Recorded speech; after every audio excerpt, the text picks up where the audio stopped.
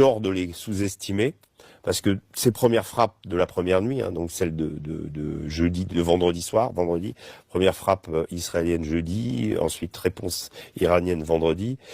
Cette première salve de missiles, elle a endommagé le ministère de la Défense, endommagé un bâtiment qui s'appelle la Kyria, c'est là où se trouve le haut commandement de Tsahal et également d'autres administrations, par des missiles qui ont perforé le dôme de fer. Donc il y a eu des dégâts, il y a eu des morts, mais une technique de l'hypersonique ultra impressionnant, mais des choses peu ciblées, plutôt désordonnées, traduisant cet état de sidération de l'armée avec la décapitation de ses chefs. Et puis, progressivement, le deuxième jour, l'Iran reprend confiance, réactive son potentiel de défense antiaérienne. Israël continue à pouvoir déambuler, mais c'est plus difficile. C'est plus difficile de pénétrer. Israël continue ses frappes comme planifié.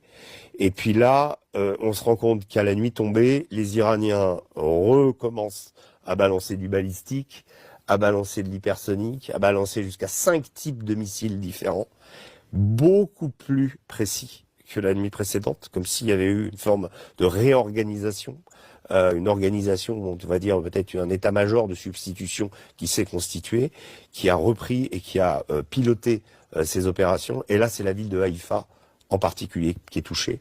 La raffinerie est en feu, dommage au pipeline, dommage au stockage. La raffinerie d'Haïfa, c'est 60% de l'énergie et des hydrocarbures pour Israël. Donc problème à terme au sein de la population, mais aussi pour le ravitaillement de l'armée, pour le kérosène, pour plein de choses. Même si les Israéliens ont des appuis, ont les Américains derrière. En tout cas, voilà. Donc cet objectif a été important. La centrale électrique sera ciblée le lendemain. Également le port d'Haïfa, qui est en partie détruit. Donc beaucoup plus de ciblage, beaucoup plus de choses très précises. Et les Iraniens, en tout cas, reconstituent progressivement leurs moyens de défense.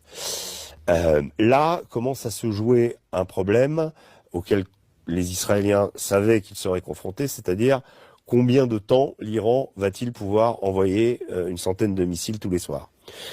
Certains experts estiment que l'Iran possède entre 10 000 et 20 000 missiles, ce qui est considérable.